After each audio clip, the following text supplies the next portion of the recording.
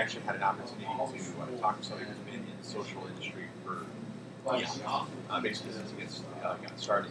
And coming out of that conversation, I realized that maybe we need to go back and revisit some of the groundwork that needs to be done before you actually jump into a full-on social strategy or social campaign. Or even really just trying to use social, even if you don't look at it as a campaign, but just trying to leverage it for your business. And some of the things that you really need to identify before you try and jump in there in order to do it successfully. So that's what we're going to talk about today. So the first thing is it's 3 questions. The first question is, what's your problem? What is the business problem you're trying to solve by doing social? Okay, and those problems can be trying to build awareness about your business or your brand. It's known in my industry as buzz. It can be trying to build more sales. It can be trying to generate more leads for your business. Or it can also be trying to increase conversion, so people that are already potential leads for you actually buying for you in your business. It's pretty much everybody who walks in the door is a sale, right? There's not a lot of leads. There's probably a few with people that you meet at things like networking events and those kind of things, where you can do corporate coffee catering and that kind of stuff for them. But most of what you have is actual sales. The other thing that it can be used for is trying to get new product or business ideas. And Starbucks is, again, kind of the case study. In this instance, they're not really a case study of doing it well. They put together a website. It's called My Starbucks Idea, and they solicit ideas from their customers to say, what should we do different? Whether it's product ideas, business ideas, social awareness ideas, when you name it, it runs the gamut. They are notorious for ignoring a whole lot of the ideas. Now, some of the things that they've done is based on the things that have come out of it. But there's been several instances where a large number of people have come on and said, hey, go do this, you really should do this. And they just completely ignored it, which created a really bad buzz about Starbucks. So if you use it for that perspective, you really kind of have to be careful. But it's something you can do. So in the coffee industry, you can always do it for what kind of coffees would you like to see? What do you see that you like? What new specialty coffee ideas do you have, or those kind of things? So people are giving you the ideas of here's what I would like to buy from you if you offer it, and then you can start stocking it. So be more intentional about what you offer. So the first question is, what's the problem you're trying to solve? That's very crucial to understand before you jump in, because it helps mold what you're going to do. The second piece is where in your sales funnel does social fit?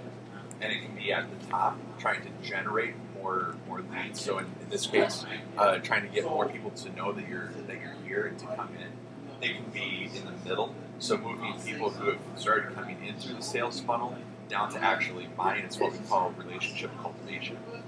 So people are aware that you're here. They're possibly people you've already started relationships with, maybe from the catering perspective, and then moving them down to an actual sale. So just helping them along the process. The final thing would be actually producing a sale. Now, most businesses aren't going to be in this case because that would be something like having an e-commerce store on your Facebook page, which is possible. And in your specific business, you might want to look at it down the road.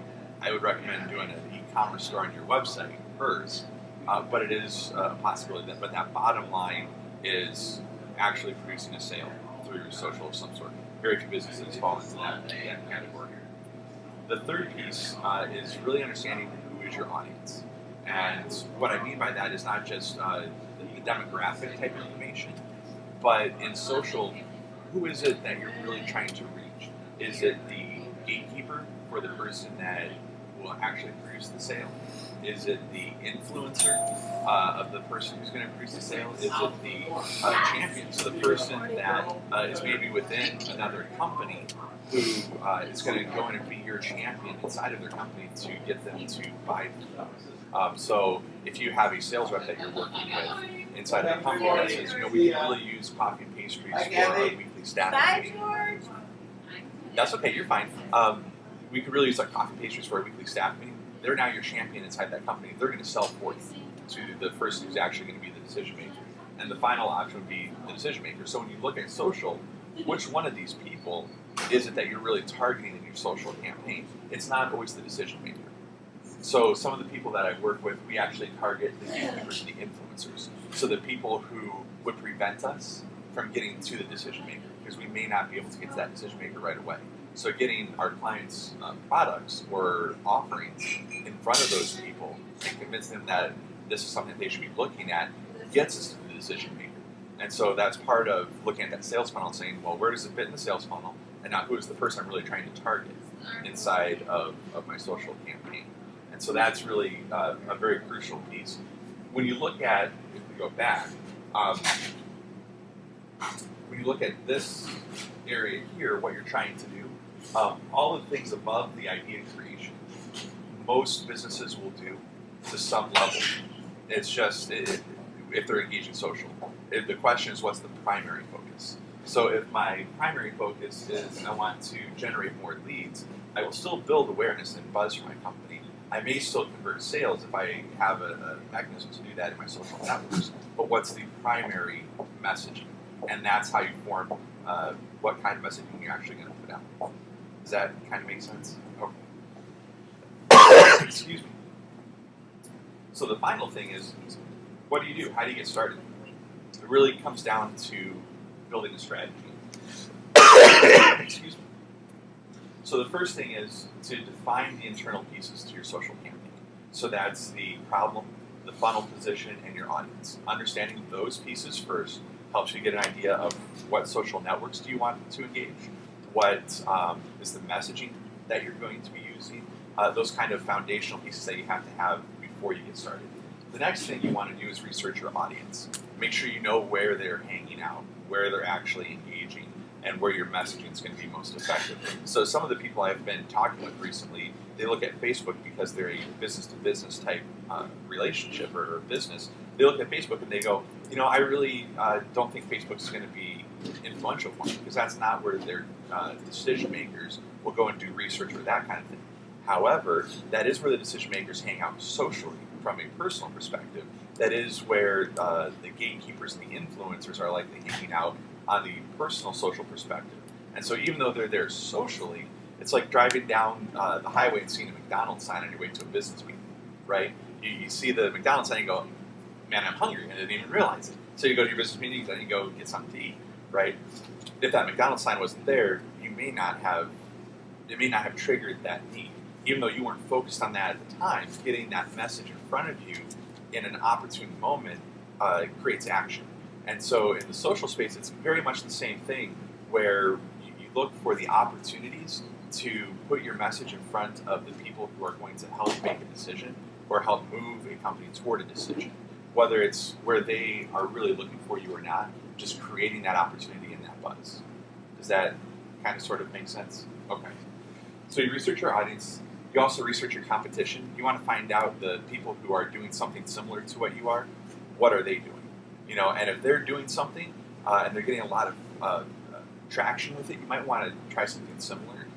But it also looks at, if they're not doing something, you have an opportunity there. So if you look at other coffee shops in the area or other massage therapy places or that kind of thing, what you can do is look and say, well, gosh, everybody's on Facebook, everybody's on LinkedIn, but nobody's doing YouTube, nobody's doing video marketing, and all of a sudden you have a huge opportunity to say, you know what, I know people are looking at YouTube, or if they're not on Facebook, I know people are on Facebook. You can step into a market that nobody else is playing yet and get a foot on. And so researching that competition helps you identify best practices for your business, as well as potential opportunities where competition is low. And the final piece is to define measurable goals and a process for measurement. And so what that means is, anytime you do marketing, you want to make sure that you're measuring how effective you're being, right? And so you have to define, what are the pieces I'm going to measure? In social, there are literally thousands of things that you could measure. Most of them are meaningless. You talk to a lot of people who offer what I call transactional social media, where they say, you know what, I'll go do your messaging for you, or hey, I'll get you 1 million followers in the next week, or things like that. And yeah, they may be able to get you 1 million followers, they may be able to distribute messages for you, but is it really impacting your bottom line? Is it really impacting your business? And if it's not, then all of the other metrics really are pointless. And so defining some of the earlier pieces, what the problem you're trying to solve is, where it fits in your sales funnel, helps you start looking at what pieces of measurement you want to do to define whether it's actually being effective. But you do want to do that. And then the process for measurement is looking for, okay, I know I need to measure. Here are the things I want to look at for measurement. How are you going to get there?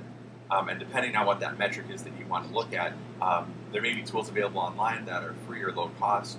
Some companies I've worked with use exceptionally large tools. Like there's one analytics program called Omniture. It's extremely expensive. Most small businesses wouldn't use it because it's very intense. But it gives you all sorts of metrics to be able to measure, especially from a social perspective, things that are coming in. And so there are other tools that are a little bit less expensive that you can use, but it really comes down to what is that metric you're trying to measure, and then what are the tools available to help get those numbers available for you. And then the last thing, second last thing is define your tactics. So I know what I'm trying to measure. I've set up the process for measurement. I know where I'm going to go out and do my messaging. So now what is my tactics? What type of messaging am I going to put out? How often is it going to be? What kind of time am I going to commit to this? What kind of budget am I going to commit to this if there's financial pieces? But it's that tactical piece. What is the action I'm going to take, or the series of actions I'm going to take in order to do this effectively? And then the last thing is have a cup of coffee and go and execute it. I like having a cup of coffee. Helps you relax. And we're in a coffee shop. So that's really it. So going back again, the questions are, what is the problem that you're trying to solve? Where does it fit in your sales funnels? Number 2. Who is your audience is number 3. And then the action is make sure you have your strategy developed before you try and get out there and execute. A lot of people, and this is where people often fail, in social, is they say, you know what, Facebook, it's easy, it's free. They open up an account and they go do it.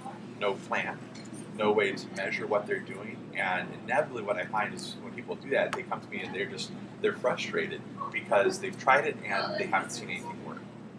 Well, did they have a plan in place? Did they know what they were trying to achieve? Otherwise, it's like shooting blindfolded in the dark. You're not going to hit what you're looking for. So it's very, very important that you work on it. Do they know enough though? Is that part of it? People jump into Facebook and so forth. How they measure it and how they know. I think a lot of them really don't know. Yes. That's where your expertise is Right. valuable. Well, yeah. And that's where somebody like me comes in handy, or there's also just a plethora of books that you can read. If you're really into figuring it out for yourself. Some of the books are okay, some of them are, social media is still so new that even the measurable metrics, as an industry, we're still trying to get our hands around how do we really measure this? Because when you look at ROI in social, it's not always dollar conversions that we're looking at. ROI, return on investment. Oh, okay. Because when you look at that, what you're starting to look at is, yes, we want dollar sign conversions, but you're also starting to look at relational conversions. Are people talking about you? Those are some of the conversion metrics that we look at depending on what the stated goal is of the campaign to say, are we being effective? And then from that, we can identify, okay, if somebody's talking about you, how much is that worth? If this is generating potential leads for you, how much is that worth to your business? Give us a rough dollar figure. And from that, we can actually put a dollar figure ROI together. But it really depends on those previous questions. What is it you're trying to solve, and where is it in the sales funnel? And that helps us put those metrics together. But yeah, it is. It's something that's constantly changing, and the tools available for measurement are constantly changing. People are always launching new things, saying, "Hey, this will work." Some of them work okay, some of them don't. When you really look at ROI with social, part of what you have to look at is not just, am I paying somebody to do this, right? Like a third-party company, but what time am I taking to do this? How much is my time worth? That factors into part of that equation, because if you're not getting a return on your time, is it really worth your time to do it versus other things that you possibly could be doing? Good morning, Todd. Good morning. So those are some of the questions that really need to be addressed before you can start looking at the measurable matrix. But yeah, that is somebody who's an expert in social is really where people need to go to get that strategy developed, or at least get some of their hands around how to develop that strategy. Does that make sense? Does that answer your question? Perfect.